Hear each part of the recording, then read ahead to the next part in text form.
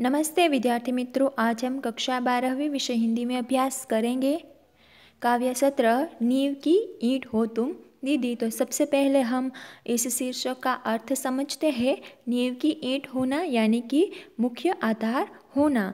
गुजराती में जेने पायो कहेवामां आवे छे, हिंदी में नींव। अब जब घर बनाते हैं तो सबसे पहले नींव रखी जाती है यानी कि पायो। नींव की ईंट यानी कि मुख्य आधार हो हमारे जीवन का तुम दीदी, ऐसा मतलब होता है। उनके कवि है उदय प्रकाश। उदय प्रकाश जी का परिचय हम प्राप्त करते हैं। उनका जन्म 1952 में हुआ था। मध्य प्रदेश के शहडोल जिले के सीतापुर गांव में उनका जन्म हुआ था। समकालीन हिंदी कविताओं को एक नई पहचान देने वाले युवा कवियों में उदय प्रकाश जी का नाम लिया जाता है। जीवन और समाज को यथार्थ रूप से उन्होंने अपनी कविताओं में चित्रित किया है। सुनो कारीगर, अबूतर कबूतर, रात में हारमोनियम उनके कहानी संग्रह है। दरियाई घोड़ा, तिरिच, अंत में प्रार्थना, पोल गोमरा का स्कूटर आदि उनके अन्य साहित्य विधाएं हैं। उन्होंने देश विदेश में अनेक भाषाओं का अनुवाद भी किया है, पटकथा लिखी है, सीरियल तथा डॉक्यूमेंट्री में काम भी किया है। इस कविता में उन्होंने दीदी के व्यक्तित्व को बच्चों के जीवन का आधार, संस्कार का आधार मानकर चित्रित किया है और बच्चों को है दीदी के व्यक्तित्व में अनेक संभावनाएं दिखाई देती है जो अपने जीवन को अच्छे मार्ग पर ले जा सके, ऐसी संभावनाएं। और दीदी है वह बच्चों के जीवन का मुख्य आधार रूप है, ऐसा भाव यहाँ पर दिखाई देगा। तो अब हम विस्तृत अध्ययन करेंगे। पीपल होती तुम पीपल दीदी, पिछवाड़े का तो तुम्हारी खूब घनी हरी टहनियों में हारिल हम बसेरा लेते। यहाँ पर कहा गया है कि दीदी अगर तुम पीपल होती, पीपल हम सब जानते हैं कि वह एक बड़ा सा वृक्ष होता है जिनकी टहनियाँ यानी कि डालियाँ हैं वह पत्तियों से हरी भरी होती है और बड़ी होती है, उनकी छाया भी विस्तृत होती है। हारिल है वह एक हरे रंग की चिड़िया है, पक्षी है। तो हम पीपल में बसेरा यानी कि निवास करते। तुम पीपल होती तो हम हारिल पक्षी बनकर उसमें निवास करते। हारिल होते हैं हमारी तरह ही, घोंसले नहीं बनाते कहीं, बसते नहीं कभी, दूर पहाड़ों से आते हैं, दूर जंगलों को उड़ जाते हैं। यहाँ पर बच्चे कहते हैं कि हारिल भी हमारी तरह, हम भी हारिल की तरह होते हैं जो एक जगह पर घोंसला यानी कि अपना निवास नहीं बनाते, जंगलों में पहाड़ों में उड़ते रहते हैं। पीपल की छाह में तुम्हारी तरह ही ठंडी होती है दोपहर। पीपल यानी कि जो वृक्ष है उनकी छाह यानी कि छाया दोपहर में बहुत ही ठंडक देती है, आराम देती है। तो हमारे जीवन में तुम्हारा स्थान भी उस पीपल की छाया के समान है जो हमें सुख देता है, समस्याओं का हल बताता है। डिबरी थी दीदी तुम हमारे बचपन की, अचार का तलछट तेल अपनी कपास की बाती में सोख कर जलती रही। डिबरी यानी कि मिट्टी का तेल यानी कि जिसको केरोसिन कहते हैं, केरोसिन से जलने वाला छोटे मुंह वाला दीपक जिन्हें डिबरी कहा जाता है।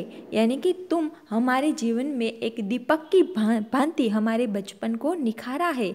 अचार का तलछट या अचार यानी कि गुजराती में अथाणु, तलछट यानी कि अचार के नीचे जो तेल जमा हुआ होता है उन्हें तलछट कहा जाता है, तलछट का तेल कहा जाता है।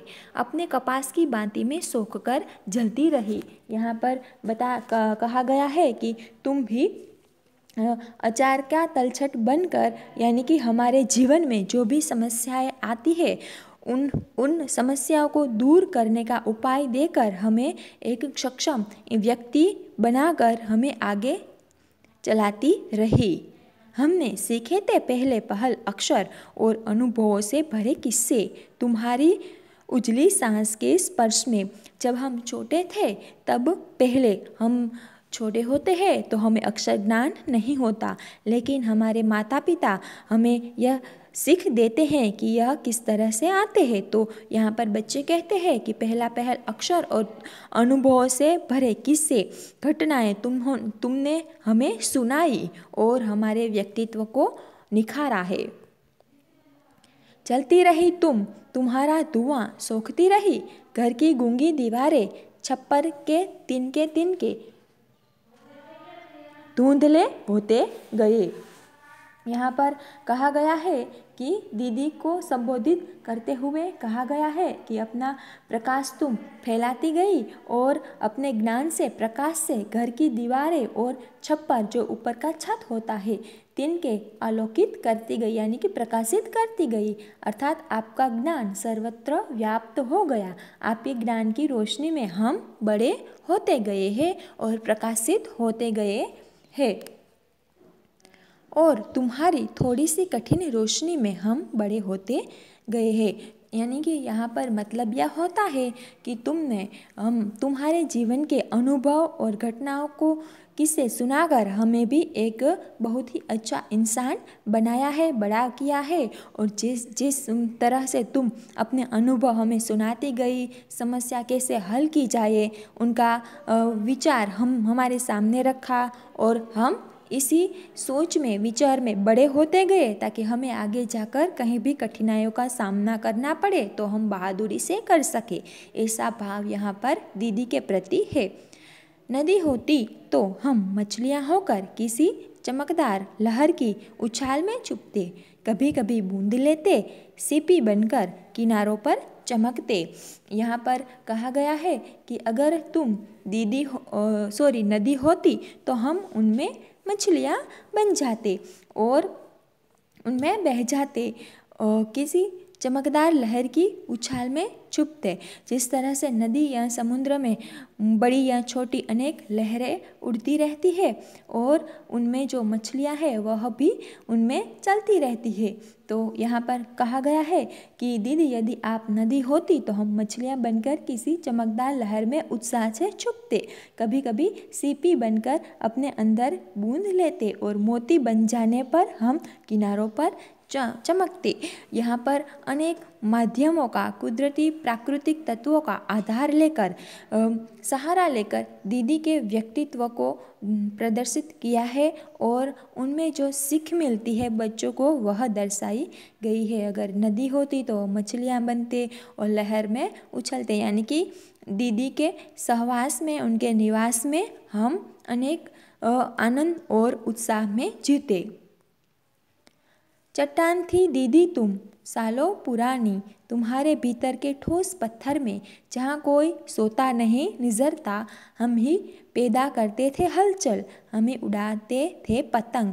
चट्टान यानी कि पहाड़, जिसके पत्थर है वह बहुत ही ठोस यानी कि कठोर है और जिसमें कोई भी निजरता यानी कि नज़र नहीं आता है, हम भी वहाँ थे और हम ही हलचल मचाते थे, यहाँ इधर उधर दौड़ते रहते थे और पतंग उड़ाते थे, यानी कि हम अपनी जो भी मस्तियाँ हैं वह करते थे तुम्हारे सहवास में, तुम्हारे सानिध्य में।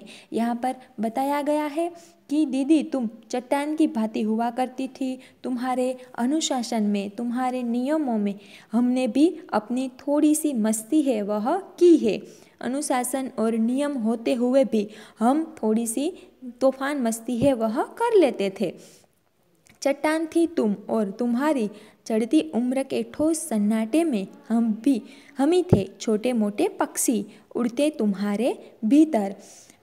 आगे कहते हैं कि आप चट्टान की भांति थी और आपके भीतर किसी के लिए कोई स्थान नहीं था, तो वह छोटे मोटे परिंदों के लिए था, वह हम ही थे जो आपके अंदर उड़ते और फड़फड़ाते थे। यहाँ पर बताया है कि हमारे जीवन में एक दीदी तुम थी और तुम्हारे जीवन में हम ही थे, इसके अलावा किसी और का स्थान नहीं था। हम एक दूसरे के सहारे और अपनी जीवन की जो दिनचर्या है उनमें आनंद और मस्ती से रहते थे। वहाँ झूले पड़ते थे हमारी खातिर, गुड्डे रखे थे हमारी खातिर, मालदाह पकता था हमारी खातिर, हमारी गेंदें वहाँ गुम हो गई थी। यहाँ पर कहा है कि दीदी आपने हमारे लिए वहाँ पर झूले यानी कि हिंडोले रखे थे, हमारे खेलने के लिए गुड्डे यानी कि खिलौने रखे थे। इतना ही नहीं, मालदाह आम हमारे लिए पकाया जाता था। मालदाह है वह आम की एक जात है जो बहुत ही मीठी होती है। तो मालदा हमारे लिए पकाया जाता था और खातिर यानी कि हमारे लिए। हमारी गेंद वहाँ गुम हो गई थी। गेंद यानी कि बॉल हम खेलते थे तो वहाँ गुम हो जाती थी। दीदी, अब अपने दूसरे घर की नींव की ईंट हुई तुम तो। तुम्हारी नई दुनिया में भी होंगी कहीं हमारी खोई हुई गेंदें, होंगे कहीं हमारे पतंग और खिलौने। अब यहाँ पर है जो थोड़ा भाव है थोड़ा उलट जाता है। अब तक बच्चों के जीवन में दीदी थी, लेकिन अब है वह दीदी दूसरे घर चली जाती है, पराया धन हो जाती है। तो कहा गया है कि अब तो तुम है वह दूसरों का घर के ढिबरी बन गई हो, अपने दूसरे घर की नींव की ईंट हुई तुम दीदी। लेकिन उन तुम्हारी अलग दुनिया में भी हमारी तरह कई बच्चे होंगे, उनके खिलौने होंगे, उनकी मस्तियाँ होंगी और उनके जीवन में भी तुम एक ढिबरी की तरह ही प्रकाशित करोगी, ऐसा हमें विश्वास है।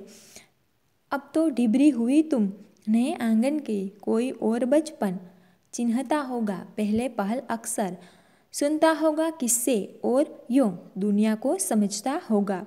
जिस तरह तुमने हमारे जीवन को निखारा है, हमारे व्यक्तित्व को उज्ज्वलित किया है, उसी तरह अब तुम दूसरे घर में जाकर भी दूसरे बच्चों को हमारी तरह ही उनके व्यक्तित्व को भी निखारोगी और उनके जीवन की जो राह है उन्हें संवारोगी और उनके व्यक्तित्व को भी उतना ही मजबूत बनाओगी, किस्से और अनुभव सुना सुना कर, जिस तरह हमें तुमने सिंचित किया है।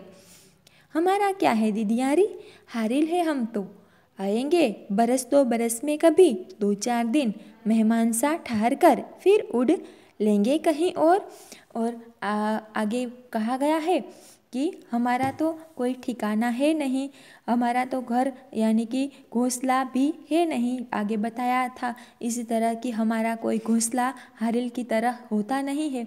हमारी चिंता मत करो, हमारा क्या है, हम तो हारिल पक्षी की तरह वर्ष में 1-2 बार आएंगे, मेहमान की तरह रहेंगे और फिर हारिल पक्षी की तरह उड़कर चले जाएंगे। तुम अपनी दुनिया में मस्त रहना, खोई रहना।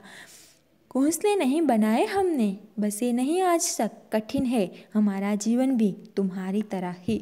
दीदी को बताते हैं कि तुम अपने घर में अपनी दुनिया में खुशी से रहना, हमने तो घोंसले बनाए नहीं, लेकिन हमारा जीवन है वह तुम्हारे जीवन की तरह ही कठिन है। हमें अपना कोई स्थान ठिकाना बनाया नहीं है, स्थायी रूप से निवास नहीं किया। दीदी, आपकी तरह हमारा जीवन भी बहुत ही कठिन है।